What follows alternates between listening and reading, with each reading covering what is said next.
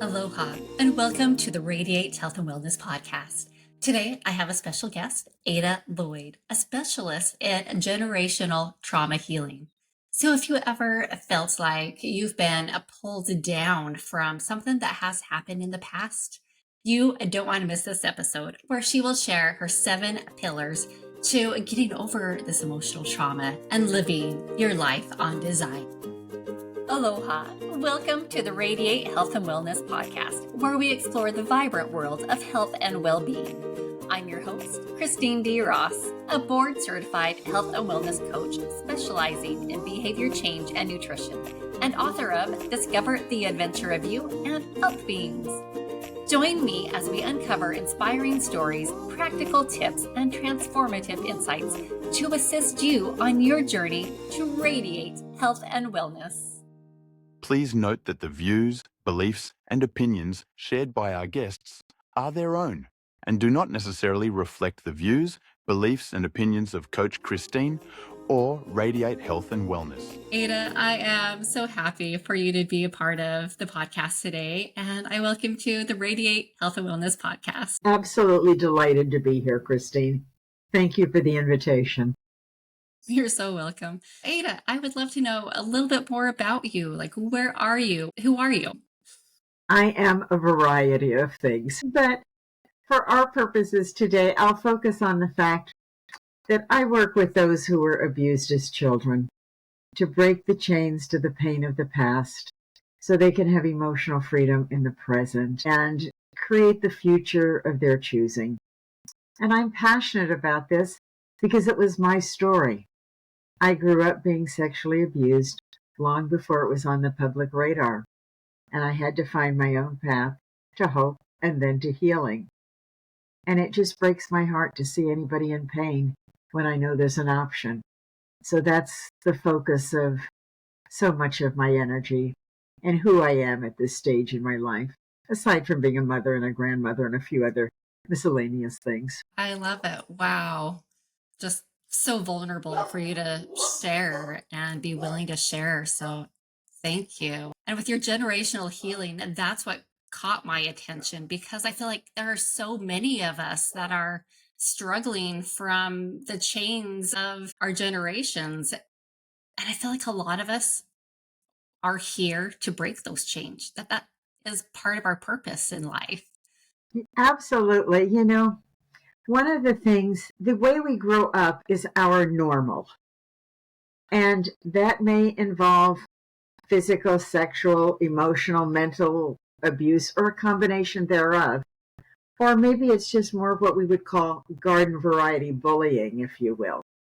But all of those things leave a mark in our subconscious. And our subconscious impacts about 95% of our decisions. So when we don't know what's going on there, and we set a goal to go here, and we take all the logical steps we think are going to take us here, and we wind up over here, and we don't know why. It's because something from our past is detouring us and sending us on a different path. So those of us who were abused as children, that wasn't our fault, in spite of what our abusers tried to tell us, but our responsibility to ourselves and to the next generation is to break that chain. We're not responsible to what we experienced as children, but we are responsible for how we allow it to impact our lives as adults. Wow, I love that. That's strong.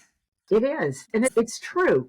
And so when we break those chains, what we do is we save the next generation from having that generational trauma, abuse, bullying, whatever, passed down. For sure. I've seen it so many different times that it seems like when you learn a type of abuse, it can become a part of you, from abuser to abusee, and then the abusee becomes the abuser, and it just keeps on going, that chain. And to be able to realize that, take a look at it and say, this isn't going to be happening anymore. This stops here.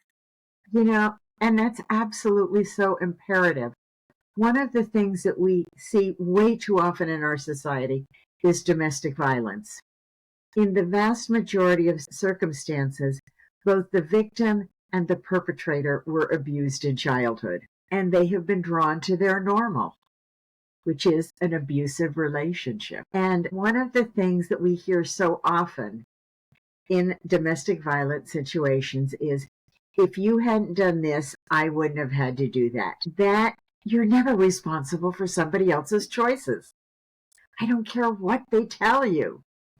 I don't care how they try to rationalize their choices. It is their choices. We need to break those chains. So how are you doing that? So my approach is very different than anybody else's I know. I don't know that there aren't other people doing the same thing. I just don't know them. So what I do is I focus on stories. Your story is what you experienced, how you felt about it at the time, how you feel about it looking back on it today, and how you feel about what was said to you. Now, not what was said to you, that was a lie, but how you feel about it.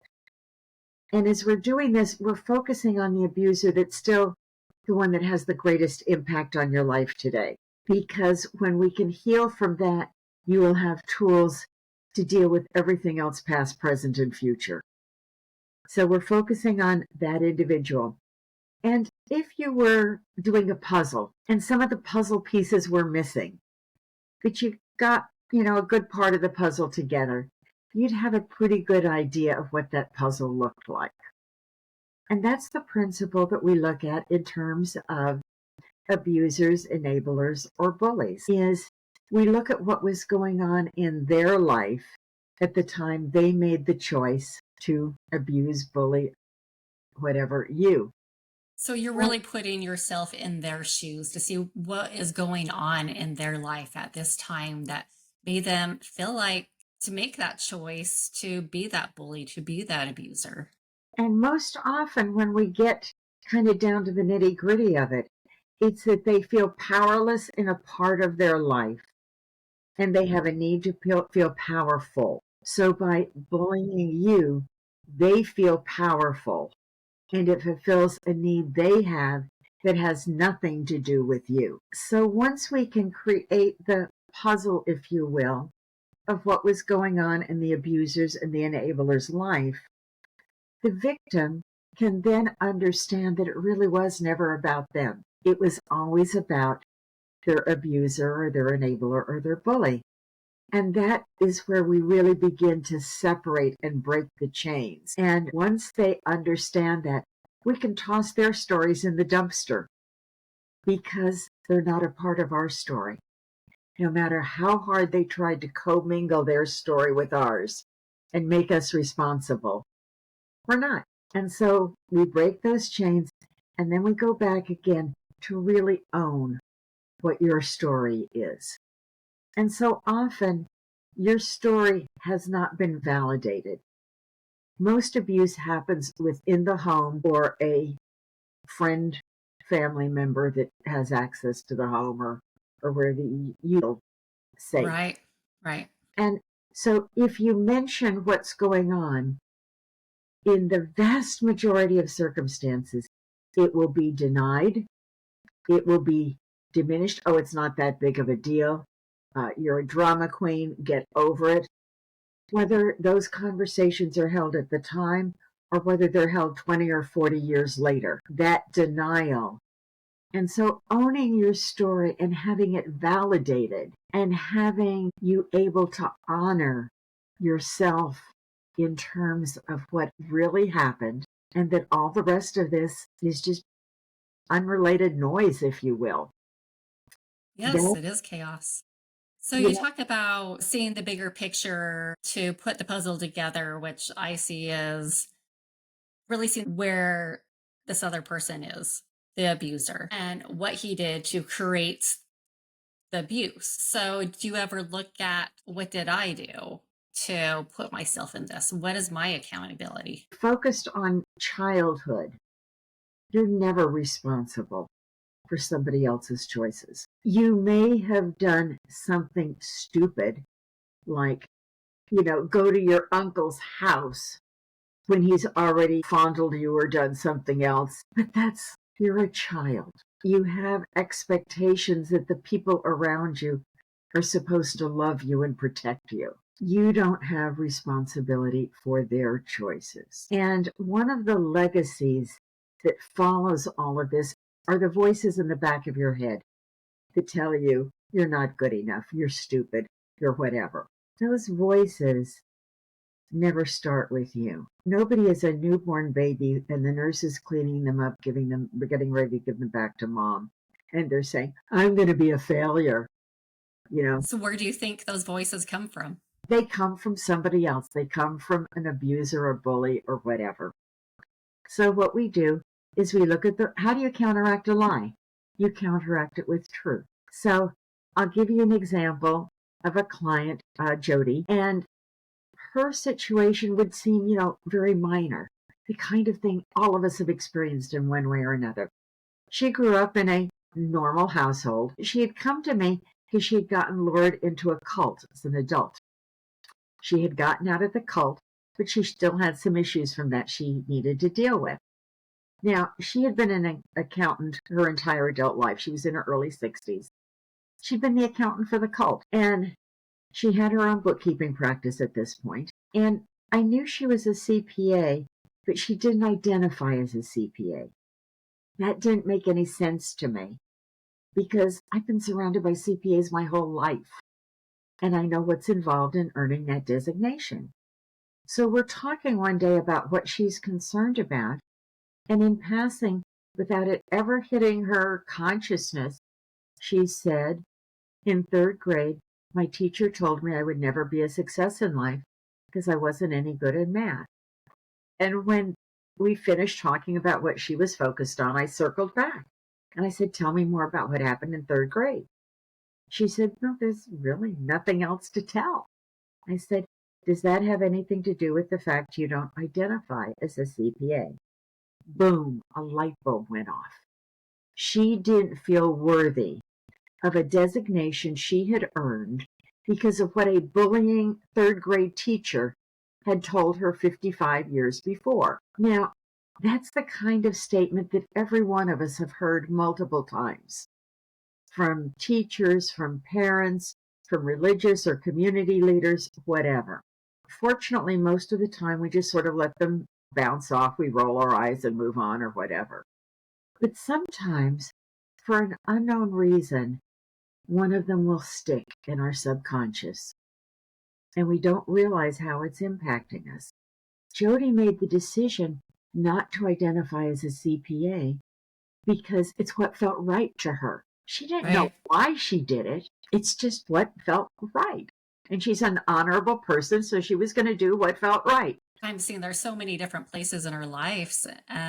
Personally, growing up in a religious community, and women mostly were put down. We weren't good enough. We weren't strong enough. We were always told we can do better. Do the best that you can today, and then tomorrow you can do better. So that put us in the state of, well, then whatever I do, there's always better. I'm never good enough. And then all of the judgments, and if you do the smallest little imperfection, then you were judged for that and felt unworthy. And those tapes play in the back of your head, and they impact your life today. So using Jody as an example, how do you combat a lie? You combat it with truth. So, I said to Jody, I said, okay, we're going to look for 10 truths that will prove, I don't remember her teacher's name, we'll call her Mrs. Jones, that what Mrs. Jones told you was a lie. And so she's sort of looking at me like, And I said, okay, how did you do in high school in math? I got A's. Okay. How did you do in college in math? I got A's. I figured I was pretty safe with those because she was an accountant. And I said, you're a CPA? She said, yeah. And I knew the answer to this before I asked the question. I said, there's only about 15% of the people who take the CPA exam who pass all 4 parts the first time. How did you do? I passed all 4 parts the first time. Have you ever bounced a check? No. Okay, we've got 5 definitive things that prove what Mrs. Jones told you was a lie. A's in high school, A's in college, CPA. one of the 15% never bounced a check. Now you go create 5 more to add to those. And every time you hear Mrs. Jones' voice telling you that you'll never be a success in life, in your mind, Mrs. Jones, you're wrong. Because, and reel off at least 5 of those proofs that she's wrong. With time, as you do that, it quiets the voice to the point that it disappears because your mind is recognizing that no, that is a lie. There's truth that proves that's a lie. And so you quiet those voices. And that's really when you have emotional freedom, is you have broken the chains to the abuse that you experienced. Recognize that it was not your responsibility, and you have a methodology of quieting the voices. Now, sometimes the voice you hear is your voice. Why would you lie to yourself? You have internalized a message from somebody else that is telling you you're not good enough. So then we need to sort of step back and figure out where that message originally came from before you internalized it, and go through the same process. But it's the difference between moving from the darkness of pain to the light of joy and freedom. We are not responsible for what we experienced as children, but we are responsible for how we allow it to impact our lives as adults. So, Ada, speaking of being a child, you said in the beginning that there was something that happened to you as a child. And from that, I'm just guessing that that is what allowed you to grow and be the person who you are today and sharing and assisting other people get through these challenges. Do you mind sharing that story? Not at all. I grew up being sexually abused by my father long before it was on the public radar. Sorry. And I had a plan A, which was to see if I could go live with my aunt and uncle, but I couldn't tell them why. And so they said no. I had a plan B to finally tell my mother what was happening. I had been dropping breadcrumbs, hoping that she would ask the right questions, but she hadn't. And she would take me in her arms and tell me it was all going to be okay and she was going to kick him out. And instead, what I got told was, well, your father really didn't do anything. He just wanted to be close to you. At which point, I told her very graphically what he had done, but she couldn't accept it. And that's really very common. And, it goes to that, it compounds the abuse when somebody invalidates you, for lack of a better word. And so I went to my plan C, and that worked. So I got myself on a college campus 2,500 miles from home 1 month after my 16th birthday. And Wow, that's pretty young to leave home and go to college. yeah, well, I was in New York and I'd had a variety of opportunities to move ahead in school. And I had taken advantage of those. And then at the end, I found out I could just take 3 classes the fall semester and graduate early and then get myself away to school. And so that's what I did. You had 16 years of growing up in that space. Yeah, You had to figure out your own way to survive. my way to survive was to be home as rarely as possible. And again, pretty normal. But while I had physical safety, I took all the emotional crap with me. Right. And a few years later, I received a life-altering epiphany, which is basically something I've already shared, which is you are not responsible for your father's choices, but you are responsible for how you allow them to impact your life as an adult. Now, there's nothing out there. Nobody's talking about incest. Nobody's talking about the sexual abuse of children, because this is back in the dark ages. So I jumped into the self-help arena because that was the only thing that was there. And I would look for principles and I would say, this might have some possibility. Let me try it. And if it worked, I'd put it in my basket and keep it. And if it didn't, I would toss it. So over time, I had a whole bunch of principles in my basket, but they weren't connected. And I'm thinking, okay, you need to try to figure out how to connect these. And about that time, the leader of my local religious church congregation called me on a Monday night and said, will you speak in church on Sunday? And I said, sure. And I'm thinking faith, hope, charity, no big deal. And then he says, now at this point, I'm a single mom with 3 kids. My oldest one is making horrible life choices. I have my own business. He said, you have more stress in your life than most people do, and you seem to handle it better than most people do. I want you to talk about how you handle stress from a gospel perspective. Wow. In that moment, my heart went, ugh. Like a plunk. And so I went to see my 2 younger daughters who were still at home. And I said, Frank just called and asked me to speak in church on Sunday. So they rolled their eyes and said, so what else is new? I said, I feel like I'm going to need to make reference to the abuse I experienced growing up. Now, they knew I had been abused, but they obviously didn't know any details. And nobody's talking about this in public yet. And here I am going to mention it in front of 200 people in church they've known their entire lives. And to their credit, they looked at me and said, we're good with that, Mom. So on Sunday, I started by saying, we all have stresses that we deal with. The guy that flips you off on the freeway, the boss that's always nagging you, the teenager that rolls their eyes at you. And then I said, but we also have uncommon stresses. Things like delinquent kids, divorce, having been sexually abused as a child, health issues, financial issues. I named a half a dozen. I said, I've dealt with all of these, and these are the strategies I've used. That was my only reference to the abuse. Afterwards, I had 3 women come up to me, and 2 of them individually laid their head on my shoulders, and amidst their tears, whispered, I thought I was the only one.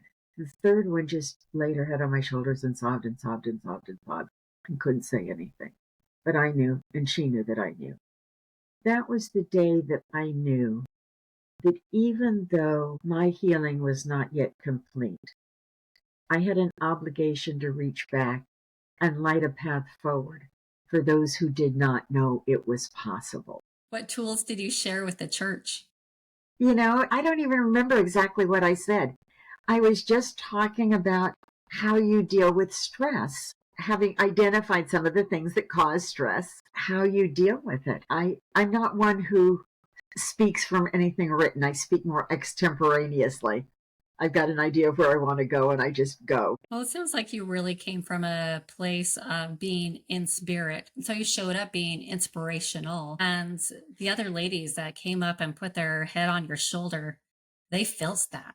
They felt that they were not alone because you were in spirit and you allowed that out in the sharing. And who knows the ripple effect of that and how it transformed their lives and their kids and just down the And, line. that's what I've been all about for so many years. And my priority today is to create a safe place. Because so often people I work with, they may be 40, 50, 60 or more, and they may have never told anybody because they feared the judgment, that they would be blamed. And when they recognize that it wasn't about them, it was a choice that somebody else made for their reasons, and they were the unlucky recipient of that choice. People can change. We have, I believe, the greatest freedom we have in this world is the choice to change. We can choose who we are, where we're going, how we're going to get there, and who we're becoming. And so I have a 12-week program. It's Achieving Emotional Freedom Now. The first 7 weeks are all about that healing and the separating the stories and the quieting the voices that we talked about. The last 5 weeks are about the 7 pillars of a happy and successful life. And then using that as a roadmap to take you from where you are to where you want to go. And to also use it as a mindful filter to know when to say yes and when to say no.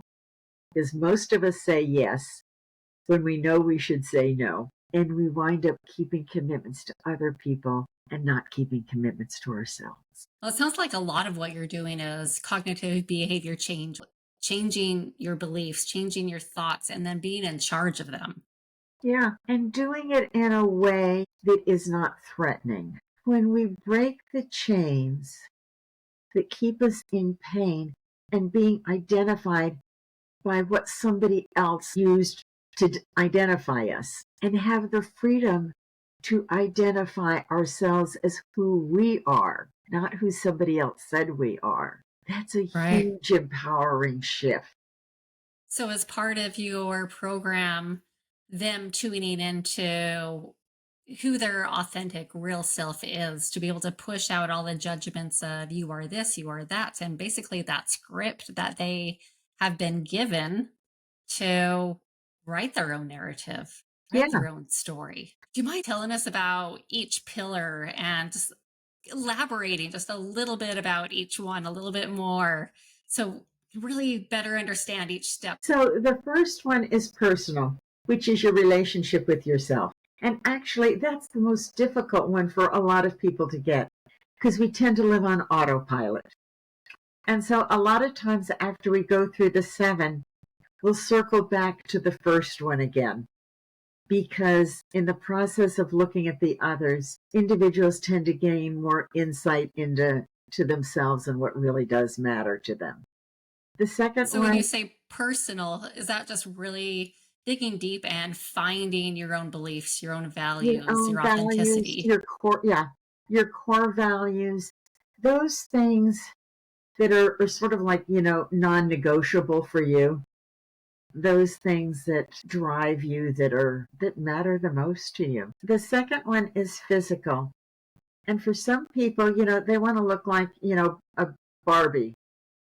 Somebody else is more concerned with the fact they've got a chronic disease that needs to be managed. So physical, it just depends on what your situation is, how you define it, and what you focus on. And that's fine because it's all about you. There's no shoulds in this. It's So about part of physical is you. really taking care of your own health and wellness Yes. with whatever lens you decide to see it with. Yeah. And it's going to be different for every one of us. The third one is emotional, which is largely about resiliency, which people tended not to get until the COVID lockdowns. And suddenly, they started to get that concept that sometimes we have to be resilient because life throws us giant curves we never anticipated. And how are we going to deal with them? So really to how to overcome your triggers. Yes, and those surprises that were never on your bucket list. So, Yeah. so for me, in 2022, I did something really, really, really stupid. And I tripped over my own 2 feet. And I wound up in the hospital. Good news is I didn't break anything. Bad news is I was in the hospital. Good news is I came out, and that's when the promptings to put achieving emotional freedom together came. And in 23, I was really looking forward to what I could do with it. And then I wound up in the hospital 7 times. And it started with pneumonia. I coughed so much I broke vertebrae in my back. They had to cement vertebrae in my back.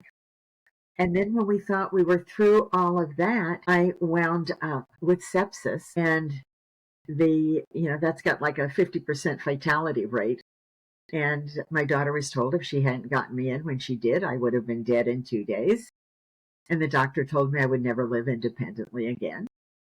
And then I finally got through that. And then I thought everything was just fine. And I wound up back in the hospital with fluid in my lungs. And they couldn't figure out how to get rid of it because nothing was working. So I was told I had 2 days to live. And fortunately, the doctors were wrong. Obviously. And so, today, part of the time I'm in the wheelchair, part of the time I'm using a walker. But, I'm able to do those things that are the most important to me. That's resiliency. Yes. Wow. What a perfect example you are of that. We all have experiences sooner or later in life, thank you, by the way, that weren't on our bucket list. So how do we deal with them?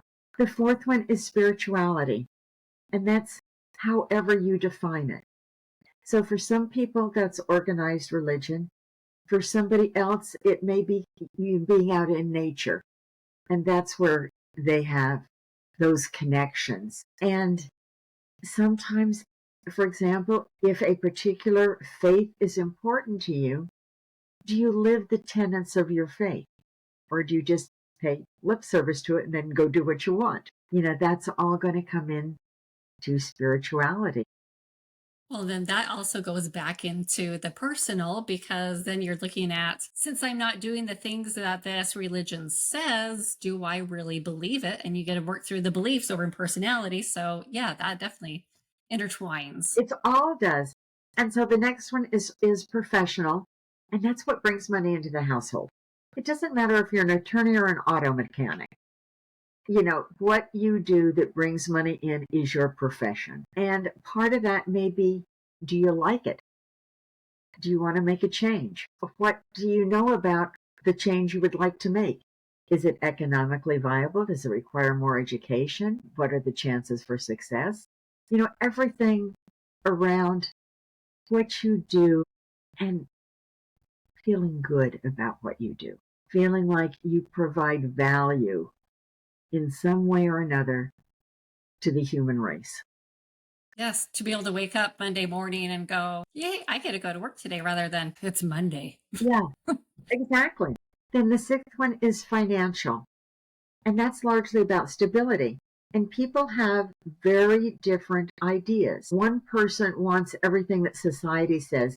They want the big house and the fancy car and the exotic vacations and the healthy stock portfolio. Somebody else just wants enough money that, it lasts till the end of the month and maybe a day or two in the next month. And they're focused on other things that are important to them. And money is simply something to allow them to subsist. Neither one of those perspectives are wrong unless they're wrong for you. It's choosing what's right for you. And then the last one is relationships, and relationships of all kinds.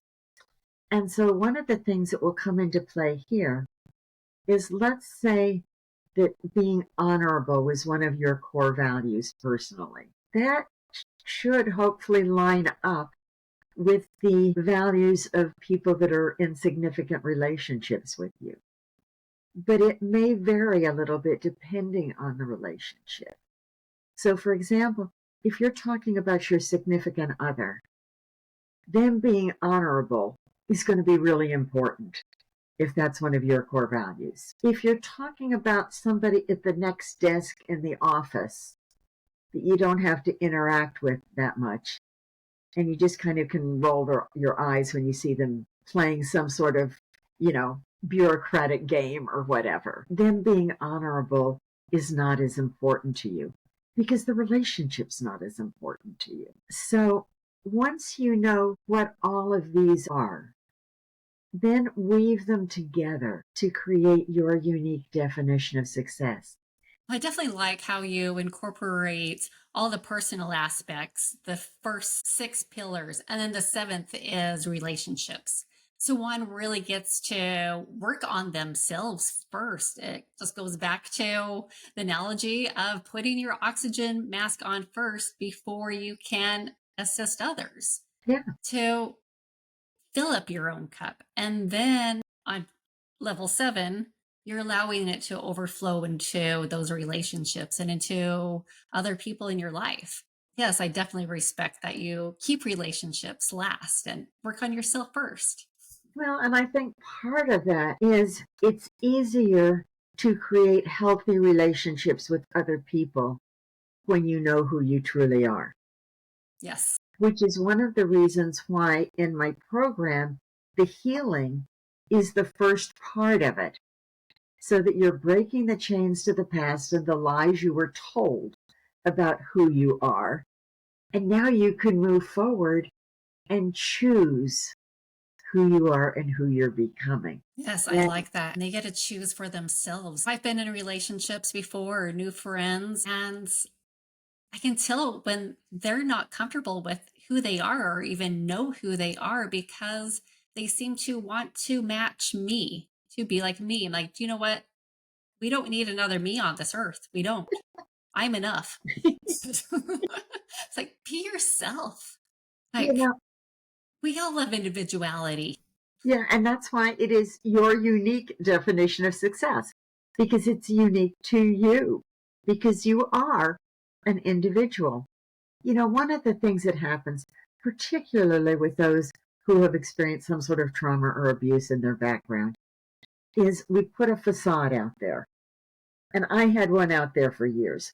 Competent, capable, got it all together.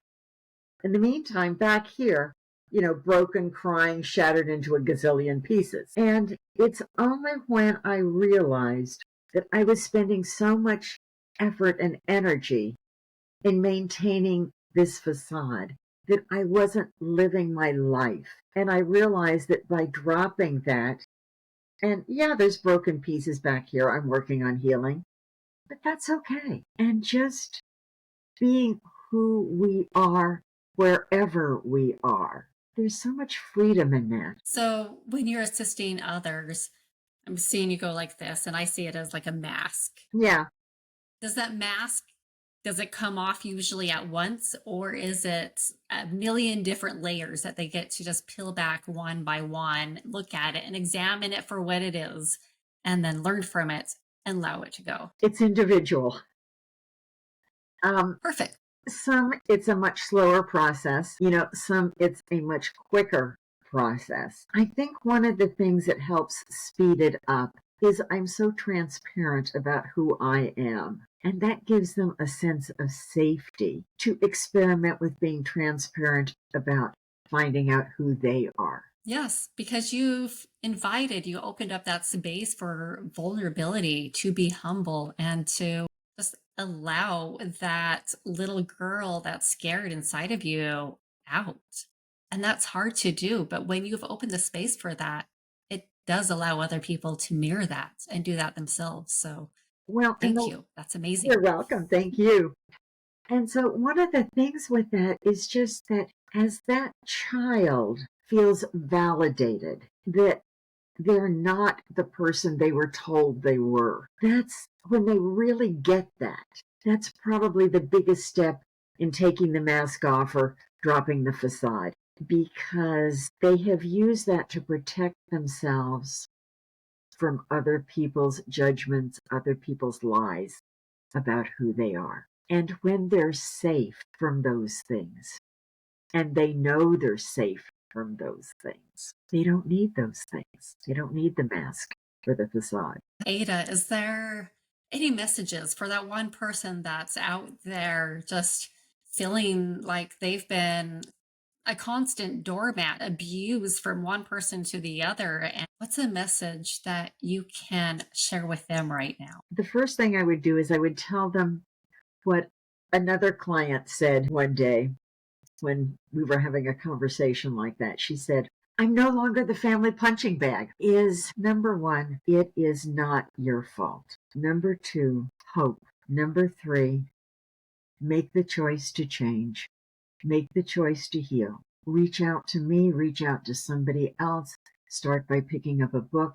Do whatever it is that you need to do to start yourself on a path to having freedom from all of the crap you've been sold. So, where are some places that they can go? They can contact me as a coach. I can assist them with overcoming some of these challenges. Where are some other places that they can go for help and support to overcome? Depending on exactly what their situation is, there's organizations like RAIN, there's organizations that deal with domestic violence and women's shelters. Depending on their circumstances, can give them a place of freedom.